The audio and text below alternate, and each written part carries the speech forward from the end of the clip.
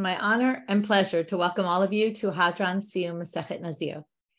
Not the easiest Masechet, and it's exciting to be getting to the end of it. And I just want to thank you all for being here. It's always nice to run through the faces, the black boxes with your names, and seeing familiar faces, familiar names. And it's great to have you all here. Siyum Nazir is sponsored by Sameh Deweese Cooper. Special thanks to Rabbanit Michelle and all the Hadran staff who make our daily learning and the Siyum possible. Also, mazel tov to each person who is completing this Masechet. Siyum Nazir is sponsored by Randy Sharona Schuster in honor of her husband, who believed in her and encouraged her to learn Gemara, and in memory of her husband's principal at Maimonides, Rabbi Moses Cohen. I would also like to thank Rabbanit Michelle for her help and guidance through learning all the Masechtot I've learned. This is number 4. I would also like to personally dedicate this Siyum to 3 dedicated Hadran learners who passed away during the course of our learning of Masechet Nazir: Howard Robinson, Miriam Kersner, and Faye Darrick. You will all be missed by the Hadran community. Okay, with that, we will get started with our Siyum. So what we're going to first start doing is finish up where we left off in the middle of a bit of a complicated Mishnah topic that is a little bit hard to relate to. I promise we will end on something a little bit lighter and a little bit more relevant. So we're in the middle of this Mishnah, which talked about in 7 ways, bodkim et hazav. Okay, there's 7 ways where a zav has to check. These are 7 things that could possibly cause this discharge in a man that would then not make the person be a zav. That would be for the first sighting of a discharge, the second sighting of a discharge. However, once the person already had 2 discharges that were zav, that were not coming from any of these 7 external circumstances we mentioned in the Mishnah, then already we're going to treat the person in a different category, and we're going to say you're already, we say raglayim ladavar, we already have this sense that you're already in your zav days. And then if you have another discharge, we're going to say you're now a zav of having seen 3 times, which already means that instead of just waiting 7 clean days, which the one who sees 2, you now have to wait 7 clean days, same 7 clean days, and then bring a sacrifice on day number 8. So that's the whole issue that we're talking about here. After 2 sightings, we have all sorts of stringencies now because you're already considered to be a zav. So now we're going to continue in this list of things. So onso usfeko. So onso is really a reference to the previous 7 things. That means you saw zav machmat ones, which again means after sighting, either sighting number 1 or sighting number 2. Neither of those are going to be considered zav if they were from external circumstances. But once you've already seen 2 regular zav discharges, then we're going to say the third one, even if it comes from external circumstances, will make you a zav that saw 3 times, that you then need the sacrifice. Now we have to figure out what is sfeko. Amar Rava. Lo tema safek chazah, safek lo chazah. We're starting now from the top of Samach Vav. Don't say, perhaps he saw, perhaps he didn't see, and then we're going to say, well, let's just be strict and make you bring a sacrifice. By the way, there's an obvious reason why you wouldn't do this. We've already learned that you don't bring a sacrifice for no reason, right? So it's not that. Elavadai chazal, you clearly saw a discharge. The question is what? Safek, again, we're talking about a man, by the way. This is only for a man. Because a zava is something different for a woman. That's a bloody discharge. This is a clear discharge. It's something different. Ella, and all the rules are different. I mean, there's similar rules, but most of them are different. Ella vadai chazan. Now, you actually saw a discharge. The question was, safek machmat shechvat zeka, safek machmat re'iyah. You're not sure if what happened was the guy checked. Okay, now what happened was you saw 2. So now we're going to say we're going to be strict about your safek. At this point, you're counting 7 clean days. Now, if during the 7 clean days you see shechvat zera, which is semen, then it's not you basically don't count that day, but you continue counting the next day. This, by the way, sounds a lot like Nazir, when it cancels your days and when it just kind of makes a pause in your days. So if you end up with a zav sighting, then you have to start your 7 clean days all over again. Okay, so that's the difference here. So you see now, and you're not sure. What happens is you're not sure. What you see is you see when you check, this man sees both shechvat zera and zav. And if they came together, then it's treated as semen, which is only going to pause this day. This day doesn't count, but you continue the next day. If it's zav, we're going to say basically that if your zav was seen separately, right? Or it came out of the body separately. The problem is that we see it once it's already out. So we don't know if they came out together or separately. So in this case, since he's already established that he's having all these zav discharges, we're going to be more strict and basically say it's canceling all your clean days. You start your 7 clean days from the beginning. Next topic, shichvat zarot me'ah. The semen that comes out of the body of, again, this person who had 2 zav sightings is tme'ah. So now the Gemara says, right, the obvious means, okay, if semen came out of the body, someone came in contact with it, touched it, it would be a problem. But the Gemara says, lemai. If it means somebody touched it, again, let's try not to think of the actualness of this situation. But if somebody touched it,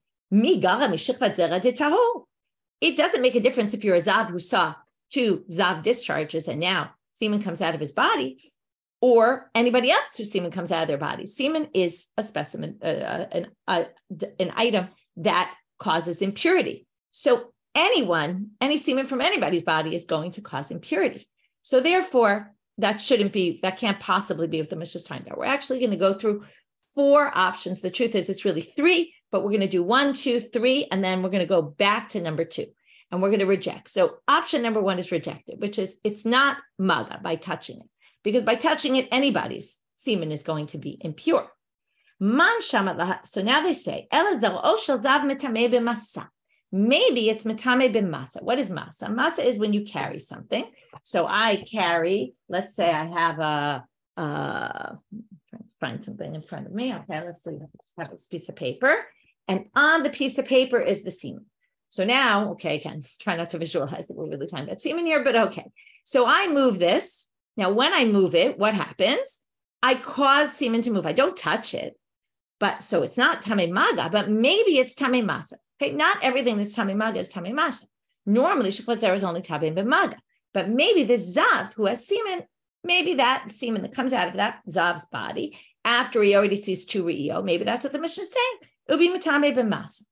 So the Gemara says, but man shamala lahada da'mal shechvat zera shel zav tamei b'masa. Ilem ahai tana detanya. Who's the Tana who holds this way? So now we're going to see, if you want to suggest it's this Tana, and now we're going to see, did Tanya Rabbi Eliezer omer, shechvat zero shel zav eino metamei b'masa.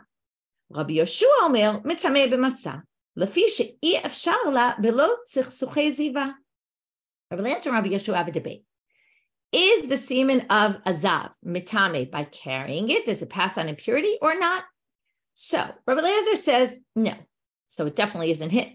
Rabbi Yeshua says yes, but why does he say yes? Because he says it's not possible, right? We can assume, or not this, not possible, but it's likely that there's some zav discharge mixed in with it. Because of that, we're going to say it's metame b'masa. What's the problem? Well, the Gemara says it can't be that that's what our Mishnah is talking about, because afilu Rabbi Yeshua lo ama, ela mishum tzechsuchei ziva, aval be'eni lo ama. He only says it's assuming there's some part of the zav discharge mixed in there. But if, let's say, you knew for a fact, in other words, the Mishnah just says the semen, what if it was just semen and there's no way it had anything else mixed in with it? So then Rabbi Yoshua wouldn't think that it's a problem. He only thinks it's a problem because of the reality. The reality is it probably has some zav discharge in it. But if it doesn't, and you know for a fact it doesn't, then it's not metame. So the Mishnah can't be saying that. So we reject option number 2, although we will come back to this.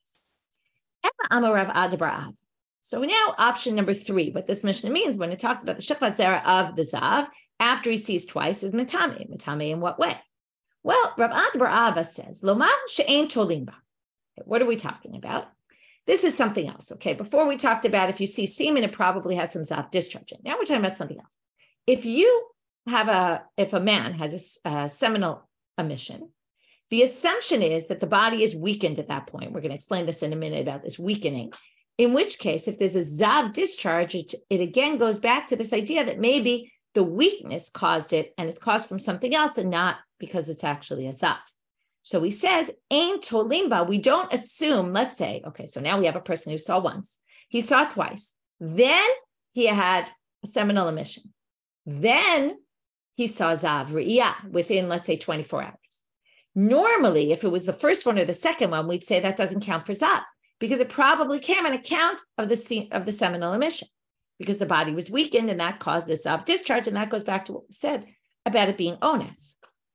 But after 2 already, and then you have the seminal militia, and then you see the zav, then we're going to already say, that zav is considered 3, and now you're chayav a korban.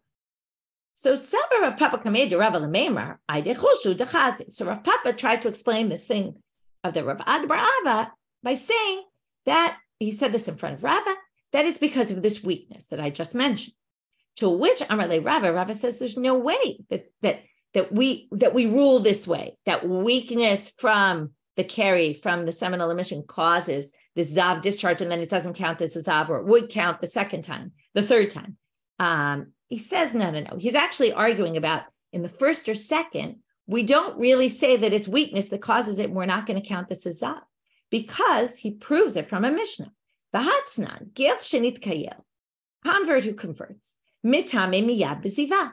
Now, the assumption here, and it's a Mishnah in Zavim, is that this convert saw carry just before, then they converted, right? Carry is semen, seminal emission. Then he converts, and then he sees a zav discharge. He's immediately counted as a zav. Now, why is that, right? He just saw carry. Theoretically, we should say he was weakened. This shouldn't count as zav. And not only that, but Amarle, this is a fascinating line, okay? If you're not fascinated by the zav stuff, this is actually really interesting. It says, when you go to convert, so when you convert, it's a lot of effort to go through a conversion process, okay? I don't know if you've ever gone through it or been with someone who's gone through the conversion process, but it's a very emotional thing. And it takes a lot of energy out of someone to do it. And he says, if a convert can become a zav immediately, besides number one, if they just had semen come out of their body before, theoretically they should be weakened. And in addition, the whole conversion process, it's a hard thing. It obviously weaken a person. So clearly this zav discharge shouldn't count based on everything we've said until now in this section of the Gemara. So he says it can't possibly be that you're right. So we reject answer number 3 that our Mishnah is trying to tell us. Right, again, let's just start from the beginning. First, we thought maybe it means it's matame b'maga, by touching it. That for sure it's not telling you, because any semen is matame b'maga. Then we said maybe masa. We said, but nobody says masa. Then we said, right, because even the one who says it is only because there must be some zav discharge mixed in. Then we try to say maybe it's just saying that if there was semen before the 3rd discharge, we don't treat it like the first 2 where we say it's just because of the semen and you're weaker, but we say, no, now you're going to be a zav that needs a korban. But we say that's not true, because it can't be the weakness is what causes, is why, it wouldn't be, this weakness issue is clearly not a factor here. So therefore, we now go back and say we're going back to option number 2. Now, what was the problem with option number 2? We said it's matame b'masa, by carrying it without touching it. Now they said, but nobody says that. We saw 2 opinions. One said it's not matame b'masa at all. One said it is only because there's zav mixed in with it. We said that doesn't work, because if there's no zav discharge mixed in, it shouldn't be a problem. Well, the Gemara says Tanai. By the way, it's a Tanaitic machloket. And there's going to be 2 more opinions. We're going to have 4 different opinions here. We're now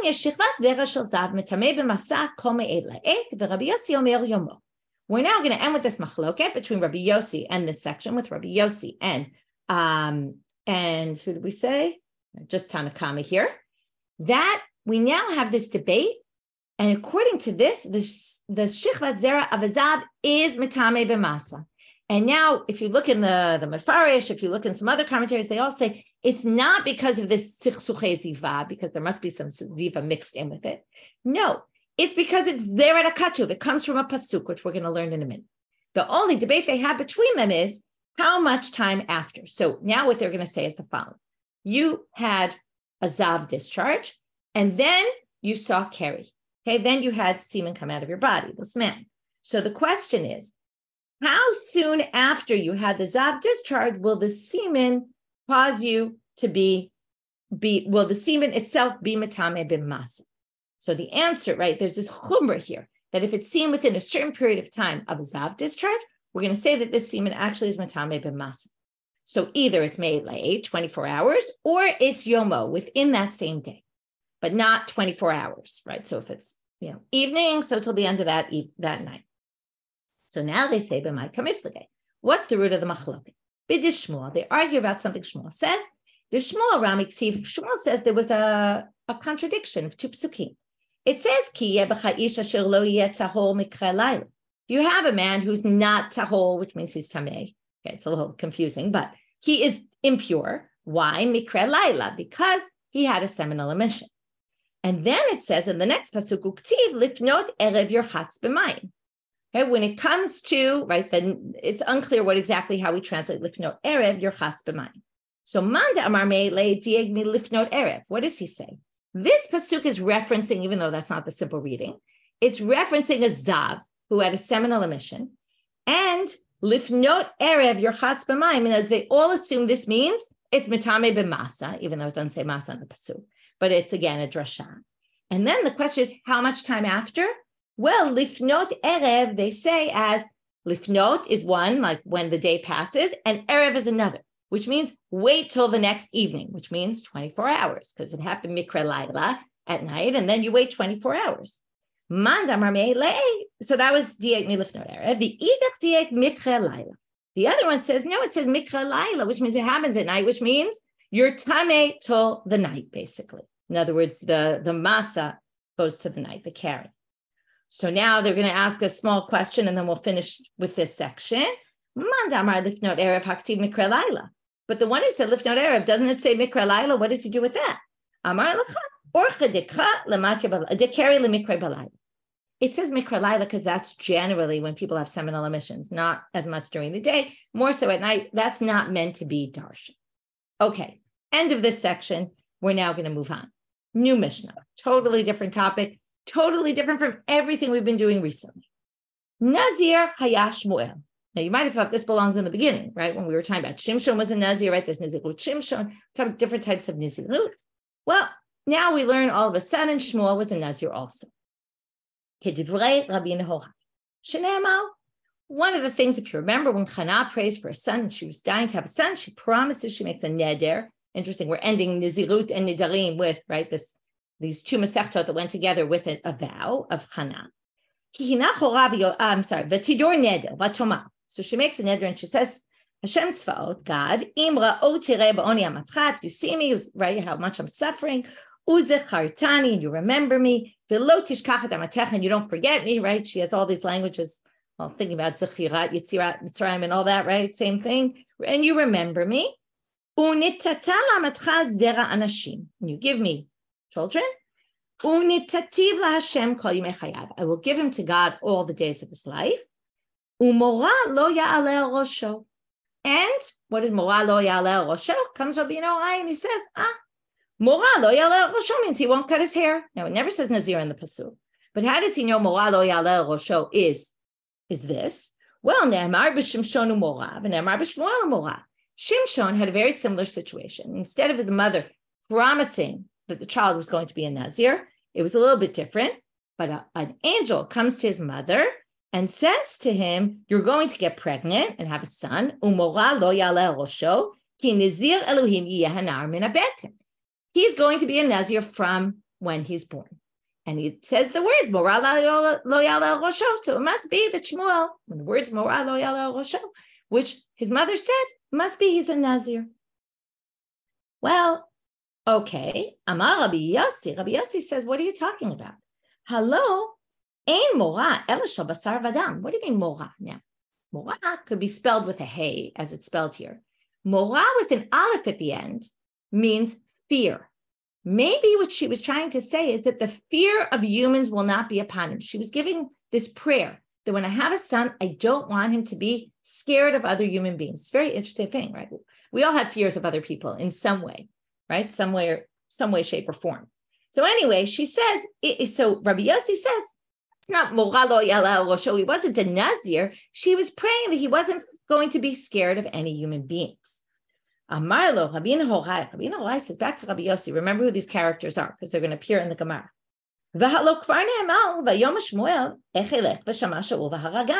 When he's told to go anoint David to be the king instead of Shaul, he says, how can I go? Shaul is going to hear and he's going to want to kill me.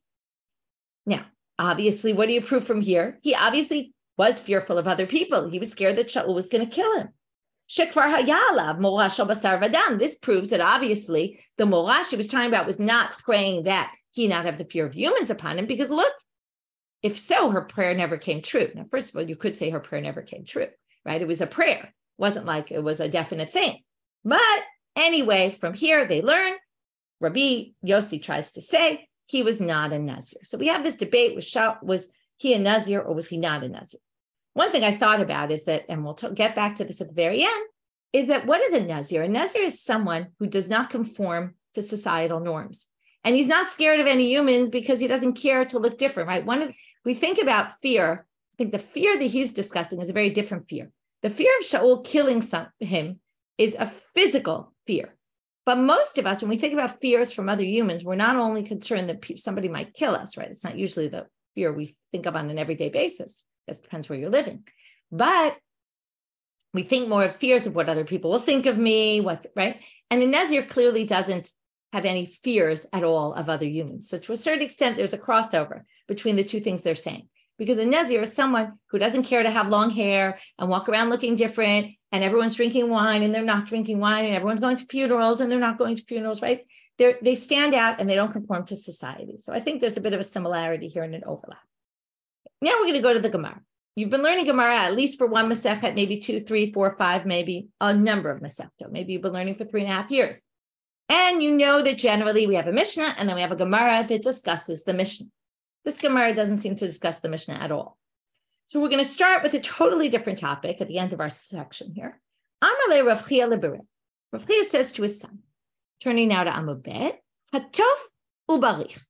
When you're sitting at a table and they take out a kos shel bracha, okay, they would often, let's say Birkat HaMazon at the end of the meal, the grace after meal, over a cup.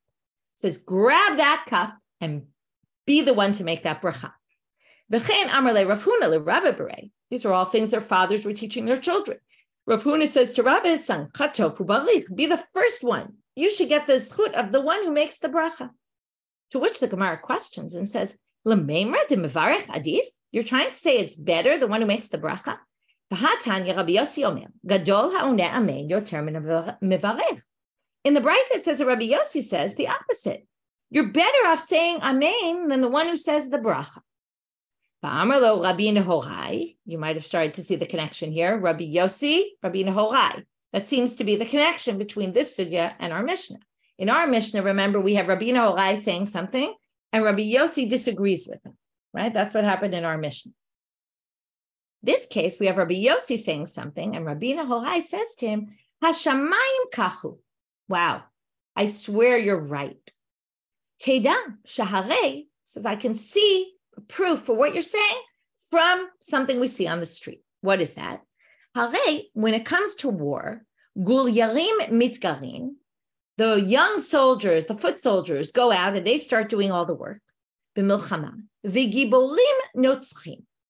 But who in the end is the war? Right? They do all the hard work. In the end, it's the strong and mighty who come at the end and finish off the job.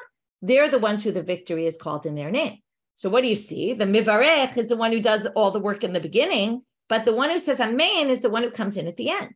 So basically, they said chatofu barich, but they say that Rabbi Yossi, and then Rabbi Nehorai proves it from this little analogy, which, by the way, Shuli Mishkin goes off on this week's flashback about it, and basically says it should be the opposite. To which the Gemara answers, Tenaihi, it's a Tanaitic debate. Titania, as it says in a Braita, and now we're going to say that the two rabbis who taught their sons to grab the bracha and do it themselves, grab the cup, make the bracha, says, okay, both the mevarech and the oneh amen actually both get rewarded. You should still be the one to hurry to make the bracha first. Better to be the one to, I guess, get the reward first or do the mitzvah first. So better to be the mevarech. And with that, we finish our Masechet. Amar Rabbi Elazar, Amar Rabbi Chanina, Talmidei Chachamim Rabim Shalom Ba'olam, Shene'emar B'chol Banayich Limudei Hashem V'Rav Shalom Banayich. Okay, there's 4 Masechtot to end with this. I'm not going to get into which and why and all that, but this ends with this line about Talmidei Chachamim, that they bring peace to the world. And as it says, all your sons are Limudei Hashem V'Rav Shalom Banayich. Great is the peace between your sons. So now the question is, what is this doing here? So let's just say Hadran alach hanuchulim en lem nizirut uslika la Masechet Nazir. Now, with that, we finished our Masechet. What's going on here? First of all, what does this have anything to do with Shmuel being a Nazir? Why is this at the end of our Masechet? And what is this? Why is this here? What does this sugya have anything to do with anything? This sugya, by the way, appears in Brachot. So first, I want to mention something Rabbanit Yael said at the Siyum in Hebrew last night, which was that this idea of the Nazir. So first of all, we're talking about a kosher bracha. It's something a Nazir can't have, right? He can't make a bracha. And that there's this reference here to someone who is not able to make a bracha. And the rabbis are kind of saying, well, saying amen is actually better. And then other people are saying maybe not, right? Because remember, he can't make kiddush. He can't, right? What does he do? He just basically answers amen to someone else who does it. So in the one sense, he's putting himself at this higher level and trying to be a Nazir and putting himself in a sanctified space. On the other hand, there's cost to be paid. He can't make brachot. He can't, right? So, and depending on where you hold in this machloket, sort of depends on how we're going to view this Nazir. Is it better that you're answering amen? Or maybe it'd be better if you could actually make the bracha. And again, it goes back to where we started with this big question about answering amen. I wanted to point out a few things about, first of all, I think it's interesting. The Masechet ends kind of very similar to where it started. If you remember, the first Mishnah was hey, I will be a Nazir. And then we said, what does that mean? And then someone was passing by and you said, I want to be a Nazir like them. And there's different ways of being a Nazir. Some are by seeing someone else and kind of saying, and me too, which is sort of like answering amen. But I want to take it even farther, which is that Shimshon and Shmuel, who are discussed in our Mishnah, are like the Nazirim who answer amen. Why? Because they were born into it, both of them. They were born, their mothers either got told or said themselves that my son's going to be a Nazir. And what they did was they just continued in what their parents said. Now that's very different than, let's say, the ideal Nazir that we discussed when we had that story with the guy with the long curls and Shimon Tzaddik met him and said, wow, what an amazing Nazir. He decided to dedicate his life to being a Nazir. And I think that what they're talking about here is these two models. There's the one who's the Mivarech, the initiator, and there's the one who answers amen, who just continues what they were born into.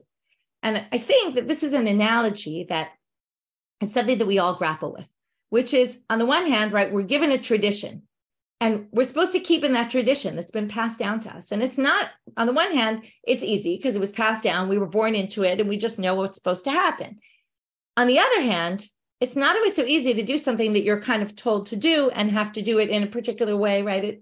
It removes that whole initiating. Some people like to be the initiators, right? Now, if you say, I'm going to initiate, though, in Judaism, right, you have the problem of what about the tradition?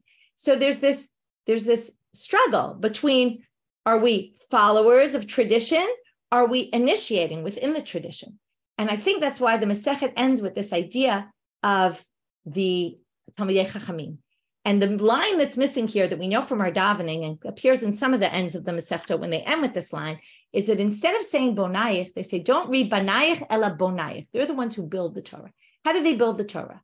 Well, I think that the rabbis are the perfect example of the Talmidei Chachamim and the Gemara, I would say, are the perfect example of those people who are always struggling with these two things, trying to initiate while trying to also be steeped in tradition. And they walk on that tightrope, just in between the two. And I think that's really the challenge for all of us to figure out how to find that proper balance between, number one, taking the tradition that we've been given and continuing in that path, but while also trying to balance it with initiating. So I think the Masechet ends with this very beautiful idea that connects all these things together of both the Nazir, who's trying to kind of veer from tradition, but yet steeped in tradition, right? He's got both going on and trying to be his own person, but trying to do it within a framework.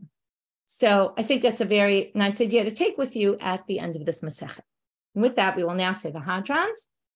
We will then start the beginning of Masechet Sotah very briefly, and then we'll hear from our speakers. Share my screen. And why is it not coming up? 1 second. Sorry.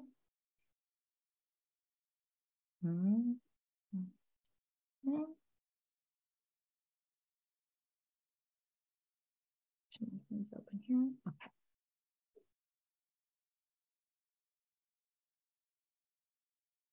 Okay, here comes our Siyum.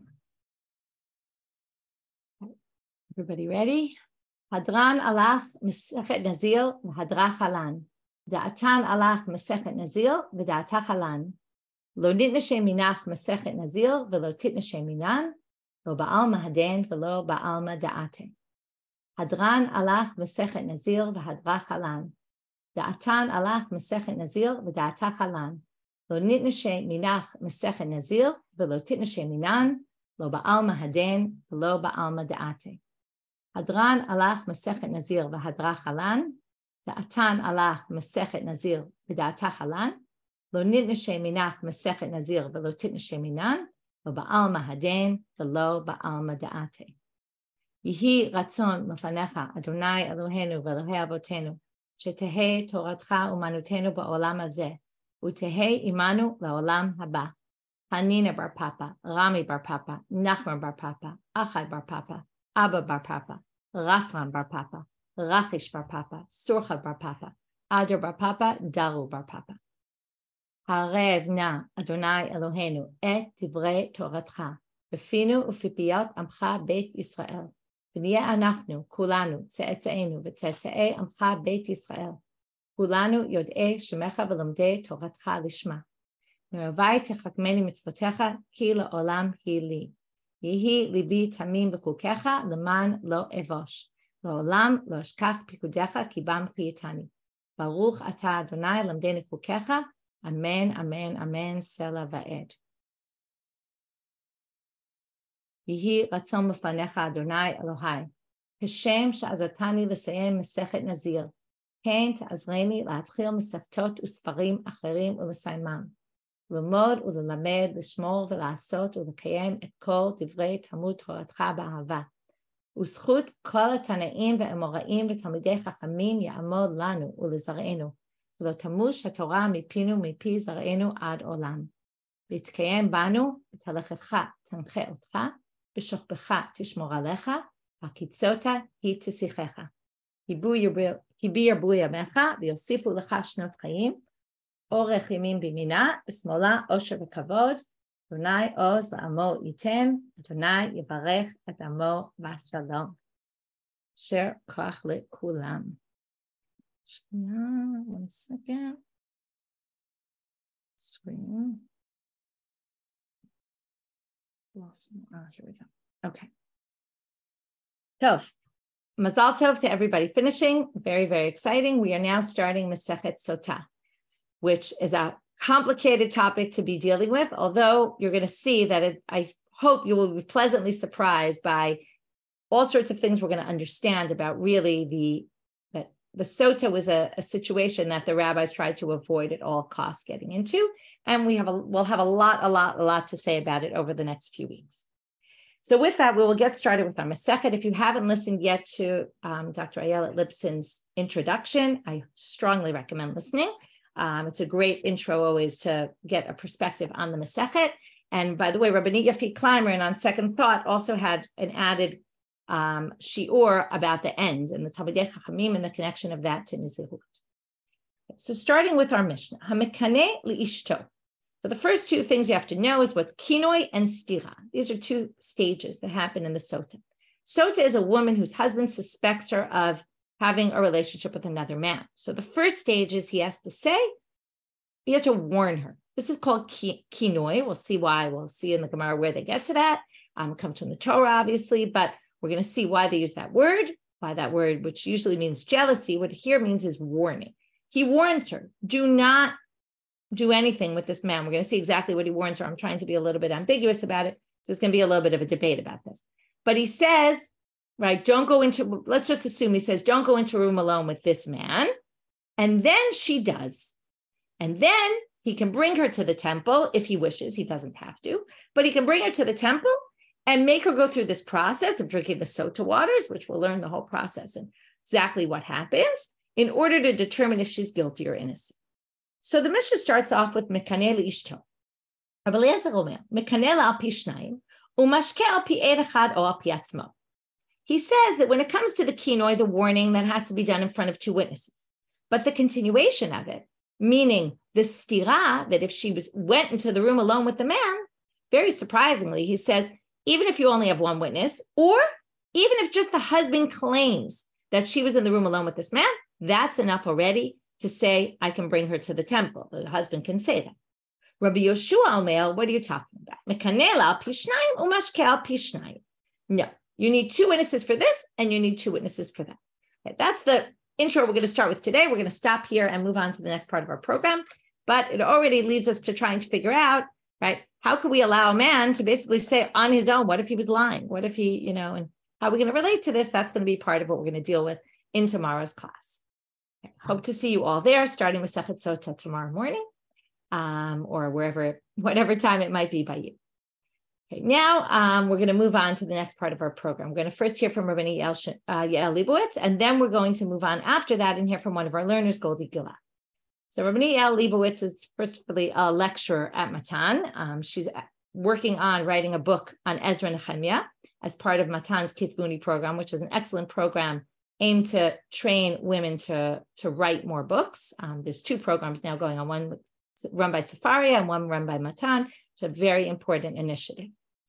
She also occasionally blogs for Times of Israel. She actually had one this week about the current situation and connecting it with the Tanakh always. So if you haven't read it, you can go look in Times of Israel and find her blog.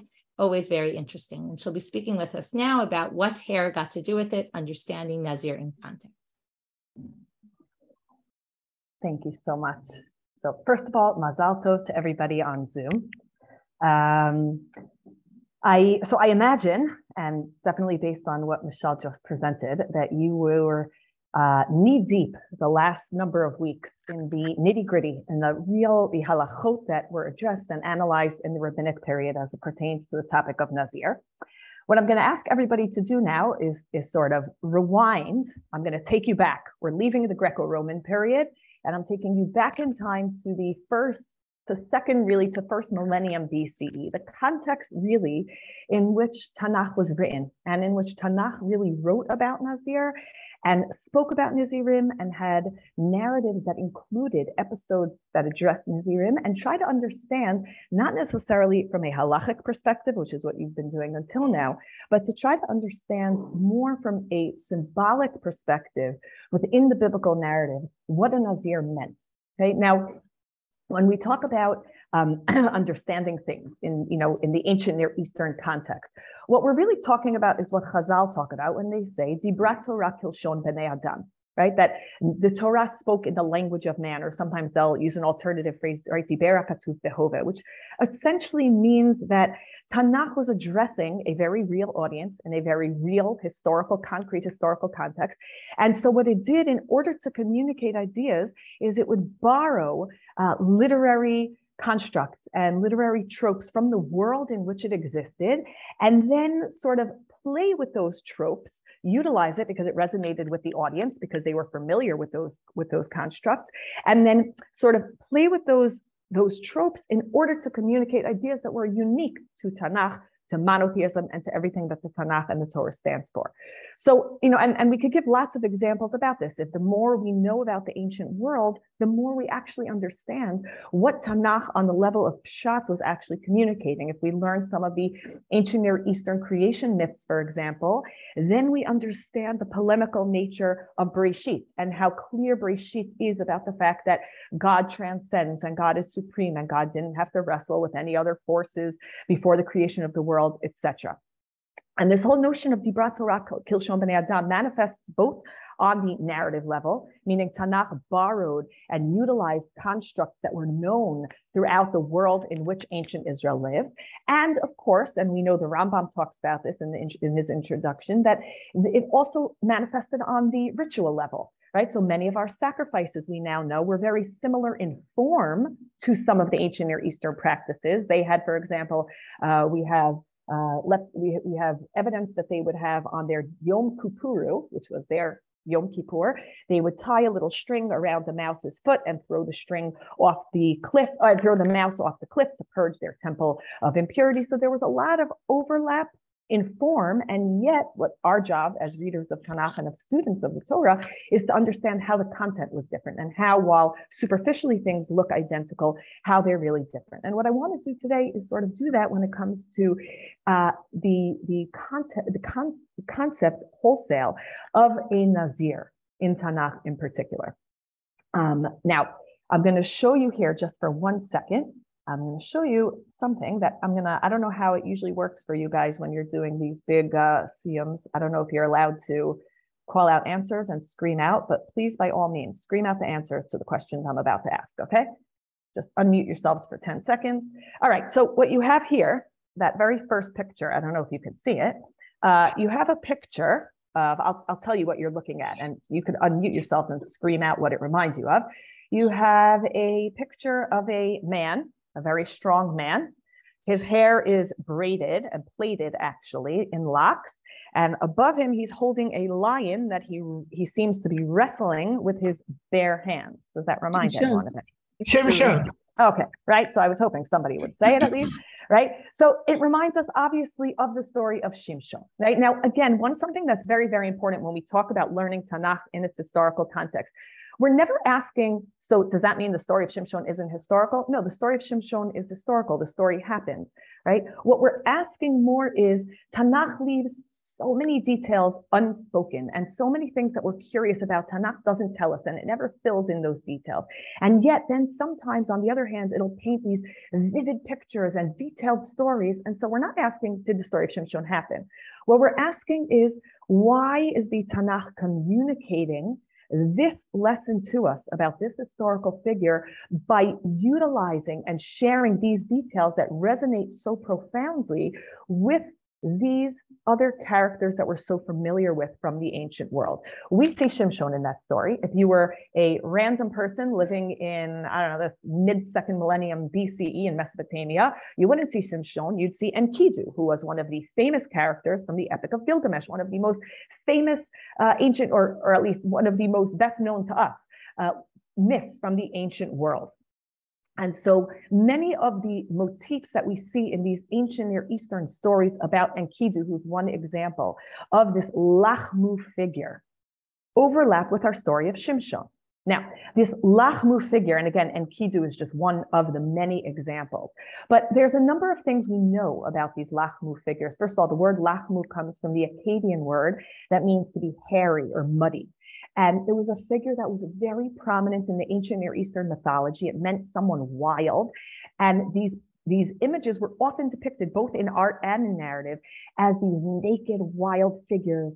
And their distinguishing feature, not surprisingly, and perfectly fit in with Masechet Nazir, is that their distinguishing feature was that long, untamed, wild hair. Right? Now, Michelle mentioned something really super interesting a minute ago about how the wild man didn't care, right? You said that Shmuel wasn't worried about what people will think of him. The Nazir had no fear of other men. And in fact, the wild man in the ancient Near Eastern context wasn't just wild, but he was sort of countercultural. He lived out in the wild, right? We have these sort of hermetic component to our Nazir. But in the ancient Near East, these wild men, they lived out in the wild. They were raised by animals. And what's fascinating is, on the one hand, because they were raised, imagine, in the jungle or in the steppes, on the one hand, they weren't scared of the animals. And on the other hand, they knew how to tame them. They were sort of half animal, half man. Okay? A lot of times they also didn't sleep, which, if you're familiar with the Shimshon story, how he was always being woken up in the middle of the night, there's this feral alertness. If you've ever gone into a child's room and there's a little dog sleeping on the floor, children sleep right through you walking in and the dog jumps up, right? Animals, evolutionarily, for good reason, have this feral alertness, which we see in the Shimshon story and we see in these figures from the ancient Near East. Now, there was another element that this countercultural business. I mentioned a couple of minutes ago, I said the Tanakh leaves out a lot of details that we would want to know, right?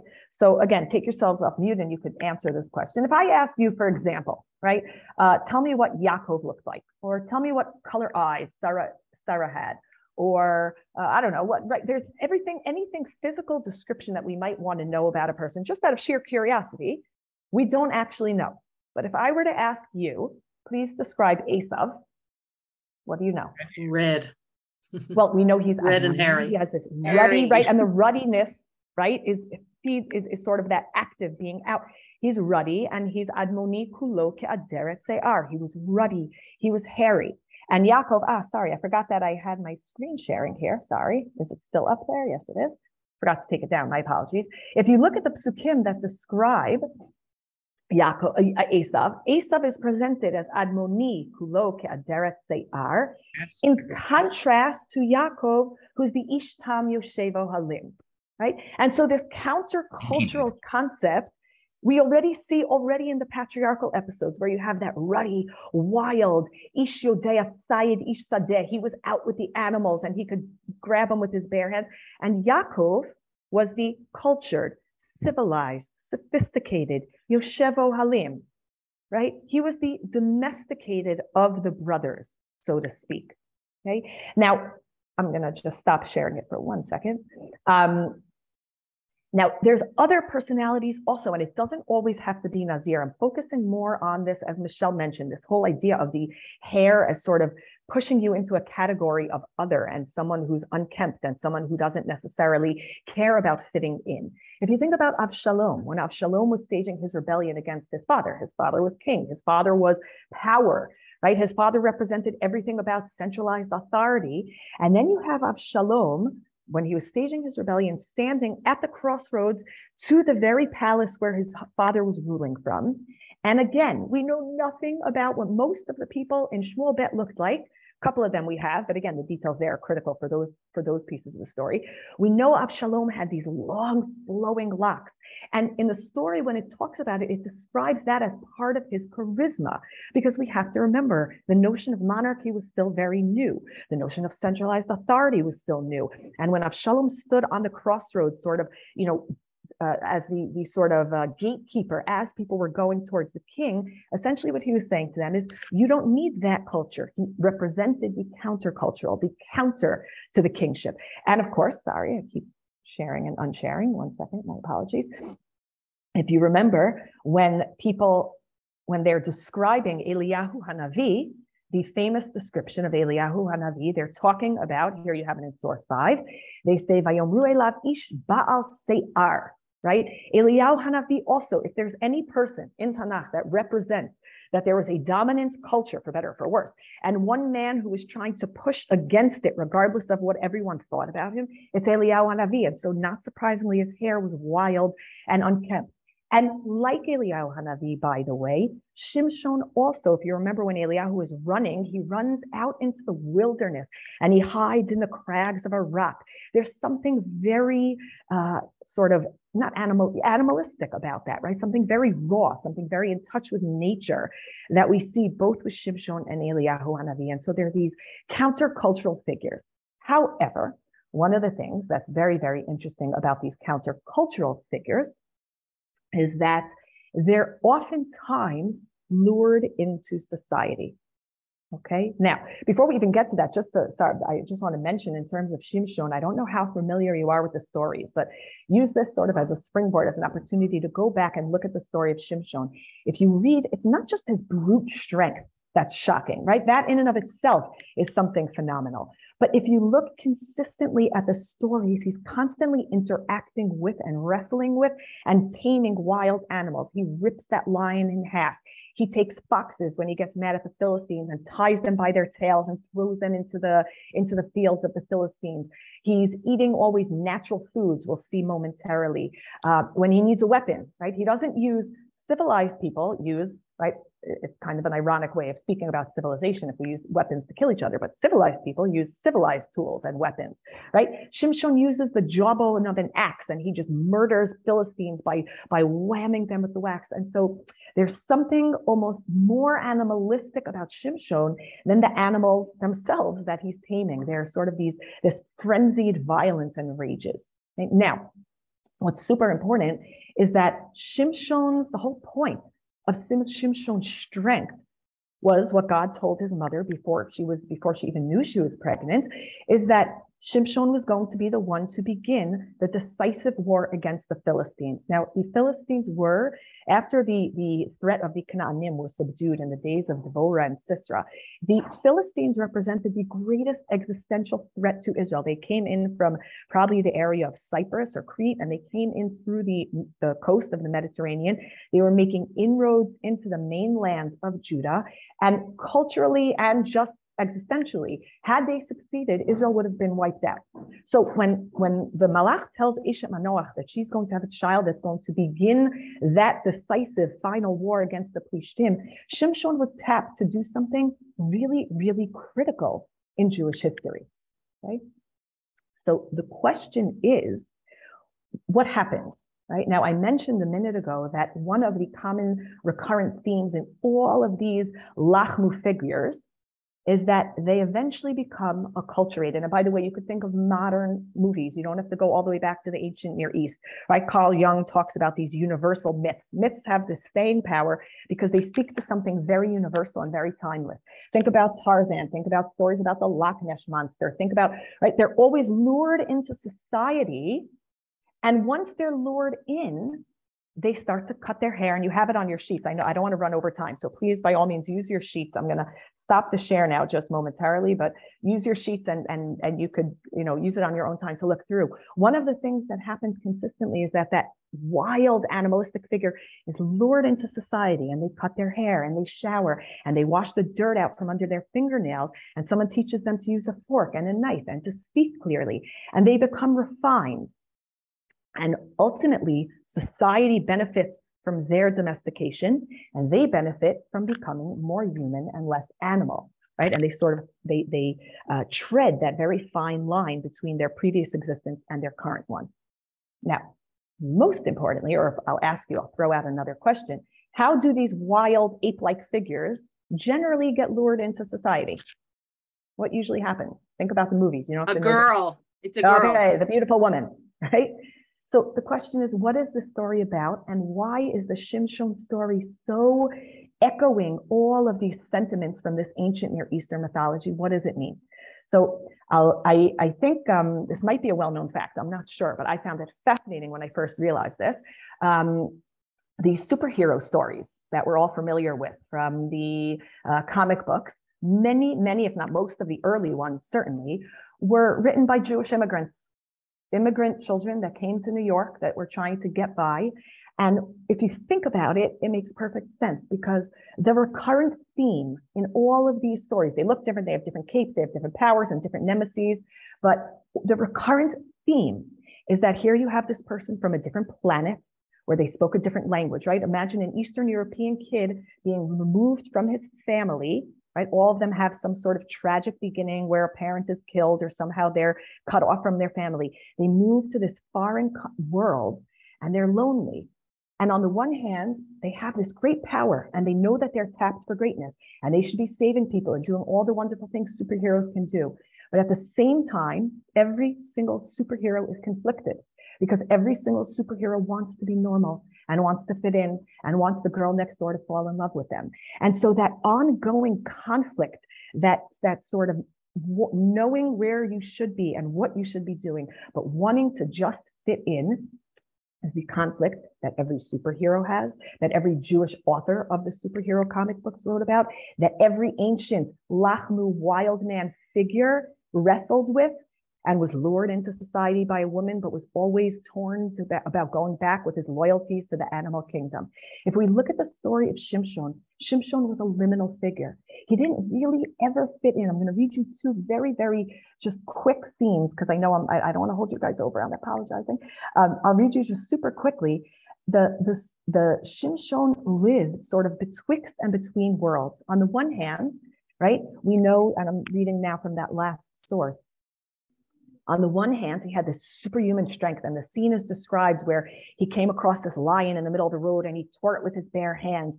And then we see after it says, right? And he didn't even have a weapon in his hand. Then the next pasuk says that he went down and he spoke to his fiance, and then it says, Vayashev niyamim lekachta, vayasar lirot et mapelet ha'aryeh. And he went back, he's revisiting that scene because it's almost like he doesn't even realize he could do what he did, right? Imagine like the Incredible Hulk when he has those rages and then the shirt is ripped and then it fits again, because he almost didn't know, is this him? Is this someone else? Was it a dream? But the really the gut-wrenching part is when he goes home, he goes down and he dips his hands into the carcass of the lion that had been filled with bees and honey. He dips his hands in, and again, like a feral animal, he's walking home and he's licking the honey off his hands. But then it says, Vayitain lahem, he gives to his parents, Vayochelu, and they lick it off his hands. Below higid lahem ki mikviata aryeh radad vash. But he never tells them where he got the honey. And they never actually asked. And Shimshon lives very much alone. And if you read through the stories in Shoftim, he's very much a solitary, lonely figure because he is always conflicted. On the one hand, the allure of the Plishtim. On the other hand, his parents begging him to do what he was tapped for. I'll read you the very decisive scene at the very, very end of of the story of Shimshon. Delilah, the famous or the infamous Delilah, says to him after he's been lying to her all this time, she says, what's your weakness, right? What's your kryptonite, Shimshon? Because all the people want to know what's his kryptonite. And he lies and he's playing games. And finally, she says to him, Vatomer elav, ich tomar avtich velibcha einiti. She says, how could you even say you love me if you can't actually tell me your secret? You can't share with me who you are. You can't tell me where that superhuman strength comes from. And it says in the next pasuk, "Vayiki hitzika lo bidvareha kol hayamim, v'te'altzehu v'tiktzar nafsho lamut." And I think there's a double entendre there, right? Did he want to die because she was driving him crazy, or did he want to die because living the way he was living in that liminal space between who he knew he had to be and who he wanted to be was just too painful? And then it says, "Vayagedla et kol libo." So he tells her everything, and he says, "Mora lo alal roshi," which is the pasuk that Michelle just referred to, that's connected to the Chana story. Ki nazir elokim ani mi bet animi im gulachti v'sar mimeni kolchi v'chaliti v'hayiti kechol ha'adam. Says, cut my hair and I'll be like everybody else. And in those words, we don't know if he's mourning the choice he's making or if he wants that choice. And the conflict is something that is so beautiful and so painful and so real. And I think that ultimately, if we go back to the big question about what this story is about, you know, foreign women, Delilah is the infamous, right? She is the most famous of the foreign women that allure people and that lure, right, the wild men into society. But foreign women for Israel has a very, very different connotation. Foreign women are the embodiment of the threat of other cultures. They're the embodiment of what goes wrong if we don't remember who we are and we don't remember that to be distinct is part and parcel of our destiny.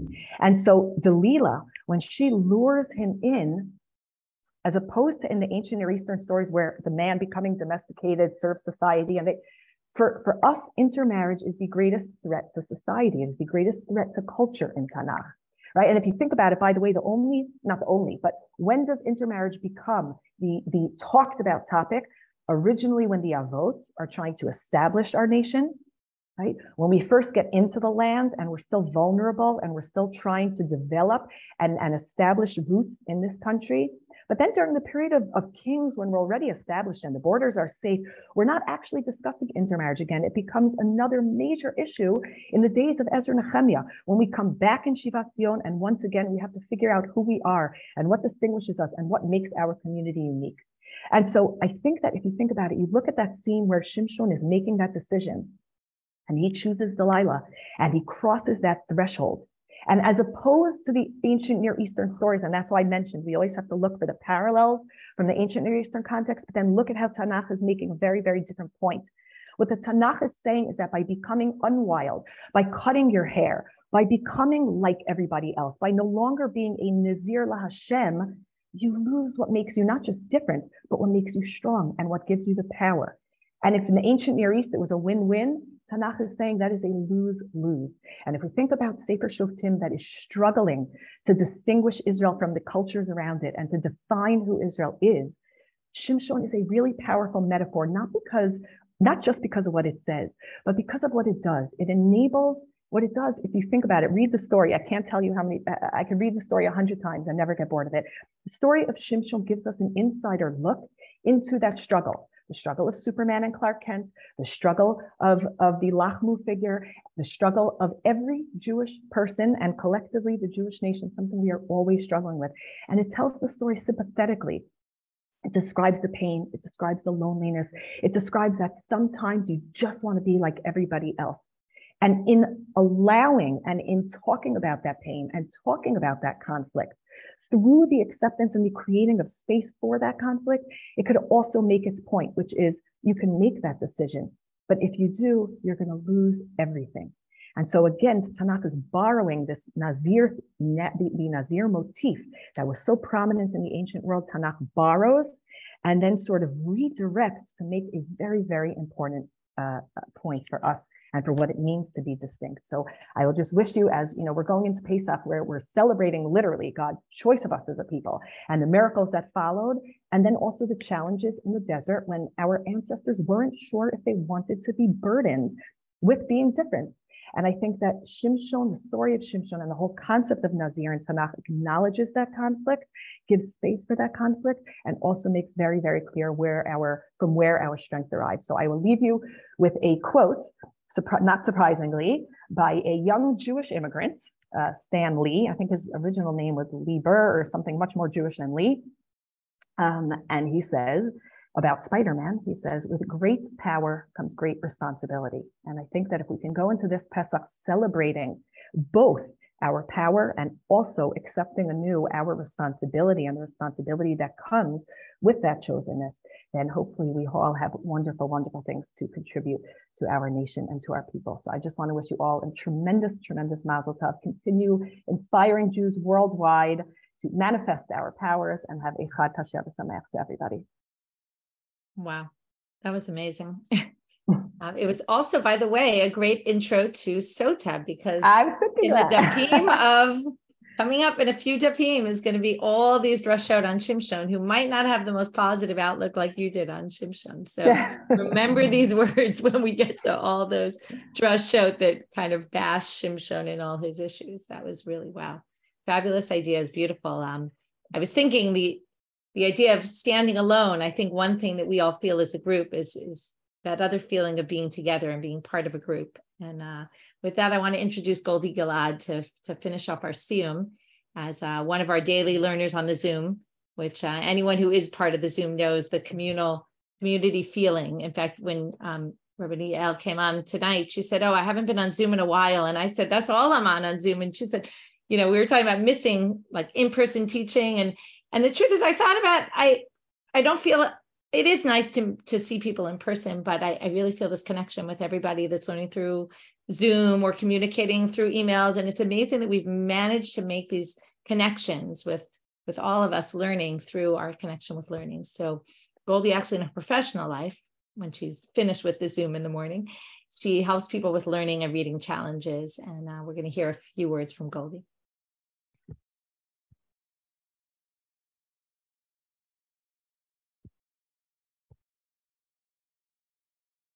50 years ago, after spending a Shabbat afternoon discussing my life with my wise mentor and friend, Chana Romem Zal, her advice to me was, go out and learn, say ulmad.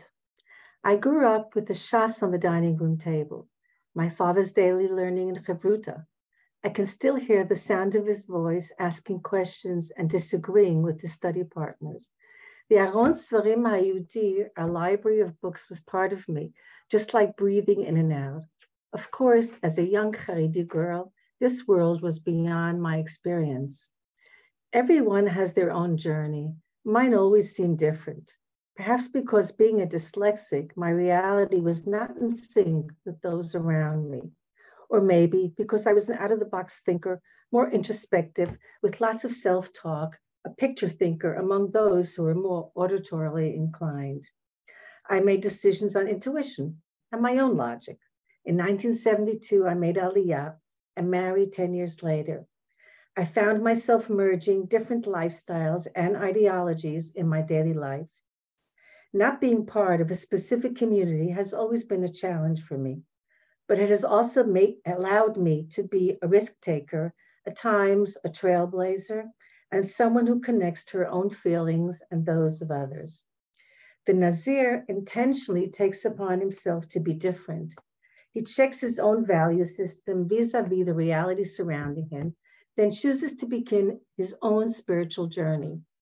He makes the choice to be the person he wants to be by setting himself apart from the rest, taking upon himself prohibitions.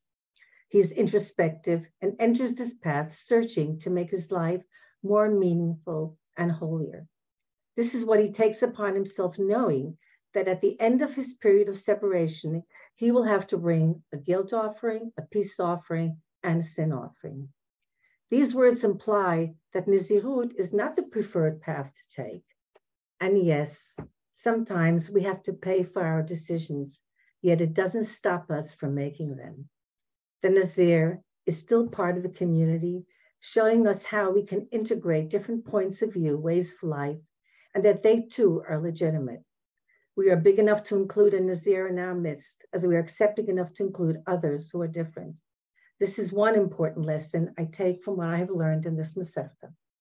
The daily 7:15 Talmud classes, which I took upon myself, was a huge jump, forcing me to 1, explore my background, 2, my knowledge base, and 3, identity.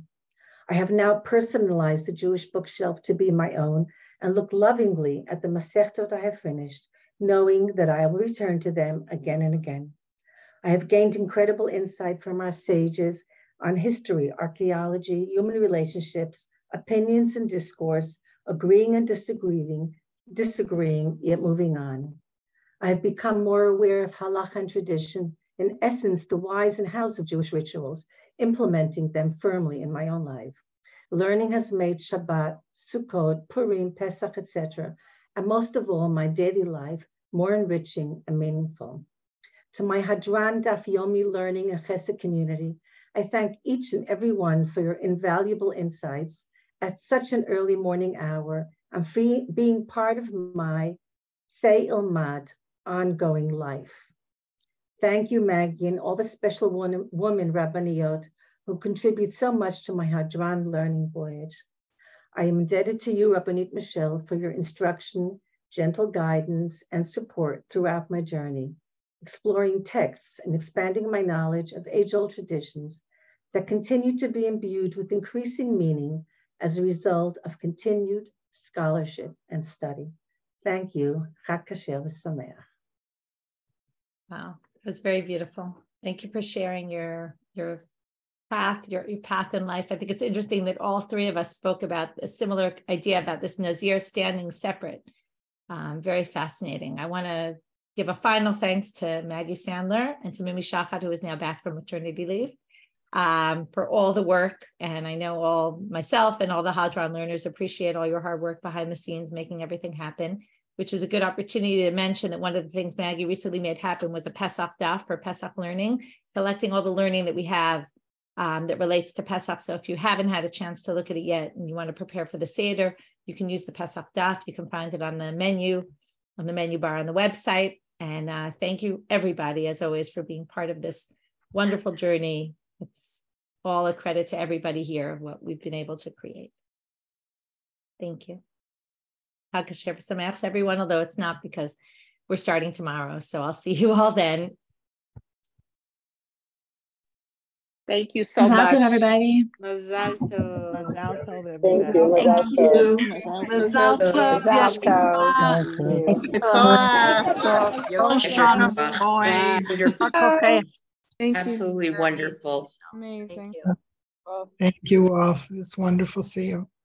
Thank you, Goldie. You made us proud. Thank you. Very much so. Goldie, kol hakavod. Thank you. Thank It you was very wonderful. much. Goldie. I just And don't Michelle, thank you so much. A wonderful introduction. Family. Yeah. Thank I you. want to know more I'm about leaving. more detail. Back to cleaning my oven. All right, everybody, let's go. Let's everyone go clean. This is a good break for everybody from Pesach cleaning.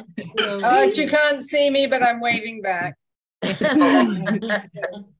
Yes, I think I will go put the self-cleaning oven at. Oh, yeah. Not allowed to say. All right, Chag Sameach, everyone. Mazal tov. Chag Sameach. Yeah.